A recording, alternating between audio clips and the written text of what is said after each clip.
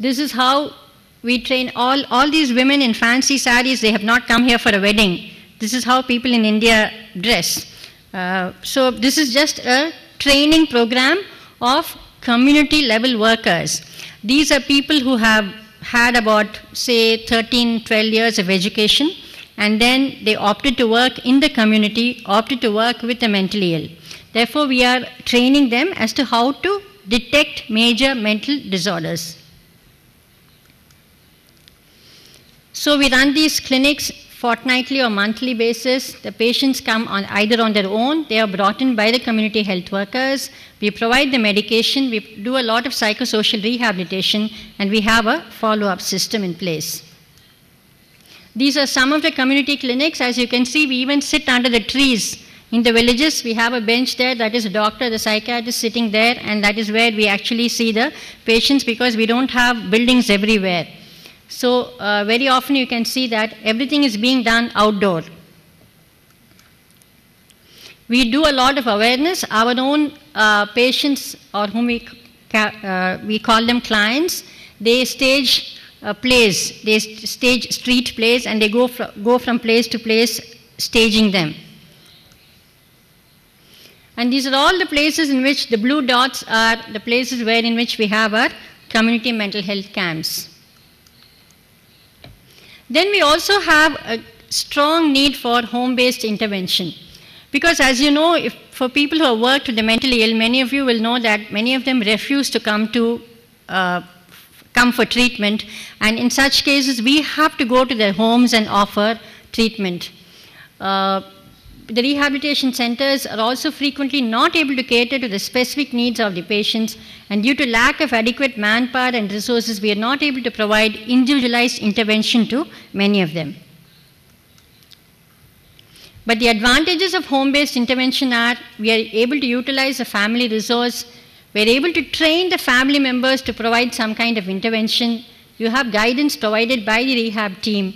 And finally, the whole thing is integration of the patient with the family in income generation activities and a kind of social inclusion which takes place. These are some of these people who, I'm not going to details for want of time, but these are people who refused to come out. That was a man, the same gentleman before intervention, who was ill-kempt. He had this beard and he was not having his bath, but after home-based intervention, this is what you see of him, and he's sitting there along with his daughter. There's a huge demand for home-based intervention. I really do not know whether such things are being done here. Maybe I should talk to colleagues in Italy and find out. And within the community, we have the trained community-level workers to visit the patients in their houses, to remind them of the scheduled clinic visits, to check on how well they take the medication, to even deliver the medicines, to provide psychoeducation to the families. Now, this was a young man who was chained. He had been chained for 7 years in his own house. He was chained by his family members.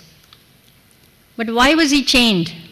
It was not that they wanted to abuse his human rights or anything like that. I mean, this is a clear case of human rights abuse. I mean, anybody would call it that. But they were a family with very old parents. And those parents just did not know what to do when he became violent. There were no psychiatric facilities close by. And the general doctors just refused to treat him. And therefore they said the only thing we could do was to tie him up, because otherwise he would go about hurting others or hurting himself. So there he was. He had been tied for 7 years, and food would be served to him.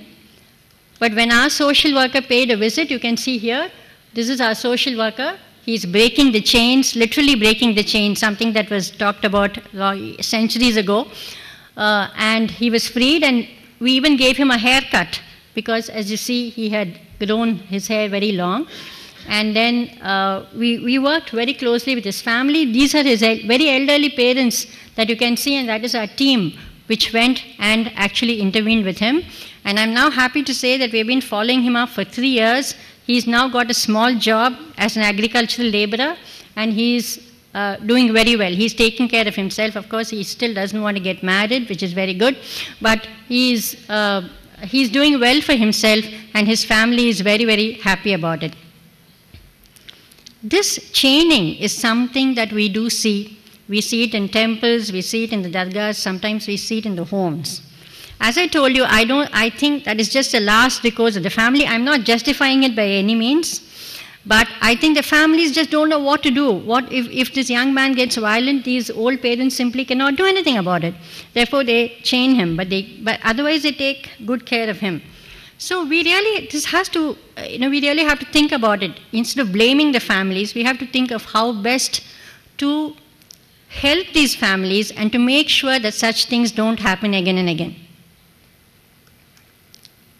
Then we have a lot of self-help group of families comprising of patients and families, and we have helped them to start income generation activities. I must at this point in time thank the continued support of the Cittadinanza Association in Italy through our friend Benedetto. And Cittadinanza has been helping us with these community-based programs for over 6 years now.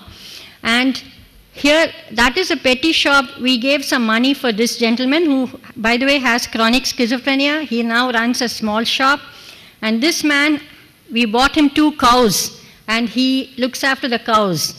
Therefore, in a rural community, rehabilitation is so much different from what you see in urban areas. You can't teach them IT and you can't teach them computers and things like that. You've got to teach them skills with which they can manage their own lives. So that's so important, and that is what we have learned in rural areas. Those women make a doll like this. This is called a Tanjore doll. It's a very cute doll. And that is being sold, and they take the income from it. So basically all this is empowerment of the patient, prevention of social exclusion or minimization of social exclusion, so that these men and women feel better, there is an increase in their self-esteem, and they feel integrated with the community because they are able to make their own money. Then we have an ongoing research program along with Institute of Psychiatry in King's College, and which is funded by the Wellcome Trust in the UK, where we are looking at 2 types of interventions at the level of the rural community, a routine intervention and an intervention done by the community level workers. And this is an ongoing research, but we have some very, very interesting findings coming out of it. This is just to tell you that we don't stop with just doing a service or just by doing research. We try to integrate the 2 components and try to do some applied research so that we know exactly whether what we are doing is right or wrong, whether it is beneficial to the community or not. Then we started telepsychiatry services. This was soon after tsunami. Some of you might know that Tamil Nadu we lost about 15,000 people in the tsunami, and very similar to what my friend spoke, this morning, a lot of people came and wanted to give very wise counseling for post-traumatic stress disorder. They came to the tsunami areas because there's so much money, whenever you say disaster, there's so much money. It comes from nowhere, and everybody came rushing in and wanted to give counseling to the tsunami-affected victims. Anyway, we were one of those because we had already been working in those areas, and at that point in time, with some help from the Deutsche Bank and from Oxfam, we started the telepsychiatry. And from Chennai, we are connected through telepsychiatry to all these places that I mentioned here. And basically, so far, we have looked at 700 plus patients through telepsychiatry. And this is just the demographic status. And this is just the diagnostic split up. But some of you might ask, why telepsychiatry? For the same reasons I discussed earlier. One thing is, our tele facilities are wonderful. I mean, we are so well connected. I think they are better than like Australia or many other so-called developed countries. And many of us have a flair for IT. As you know, most of San Francisco is occupied by Indian IT professionals. So like Obama says, get jobs, go to Chicago for jobs, don't go to Mumbai or Chennai for jobs. So, there is envy even in the US about the talents of the IT professionals in India. So we are very IT savvy, and as I told you, there are only 4,000 psychiatrists. There are no psychiatrists, so we need to make use of the psychiatrists who are there and make use of their services. I'm skipping this. Many of them have improved. 70% of them who came to the telepsychiatry unit have improved. And now in 2010, with some funding from the Tata Education Society, we have increased our network of telepsychiatry. These are all the places with which we connect. We started in a very modest fashion down there in 2004 with a small unit. It became larger, became very well connected. And right on top, this year, we have inaugurated this. This is a bus. It's called the Mobile Telepsychiatry Bus.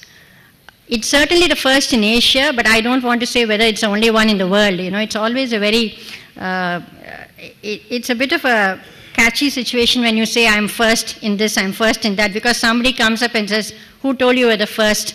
We already have one. You know, so one has to be careful. Nevertheless, this is a bus which goes, we deliberately made it very colorful because it should stand out, you know, I mean, as it goes on the road. It goes from village to village. There are community level workers who are trained to pick up the patients. They bring the patients to the bus.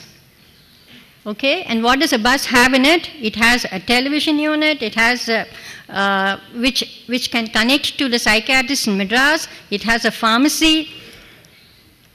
So, this is the way I appear. I sit in Chennai in my office and I appear to the patients that way, and I see the patient and his family, and we do a teleconsultation. We also give medication. Apart from that, can you see the rear of the bus here, the yellow? This is the rear of the bus. Okay. We use it for awareness programs. Now here you have the bus in the local bus stop in the evening time, and we show films in Tamil. We show small films on mental illness. And you can see a whole lot of people watching the film. So we use the bus in the morning for the clinic, and in the evening the same bus is used for promoting awareness. So, I mean, this in short is a kind of innovation that we have been attempting to do with the limited resources that we have. And we are still in the process of evaluating the mobile bus. We do not know. I can tell you after 2 years whether it's really been good or not. Right now, it's like the latest newborn child that we have. You know, I mean, you like to make sure the child grows well. Just summarizing, India is a poor resource, mental health resource poor country, and the current manpower requirements are expected to be met with only in 2050. I mean, if you look at the ratios and all that, we will never get anywhere near the ratios. Therefore, making community-based care is so essential, failing which means large numbers will remain untreated or inadequately treated.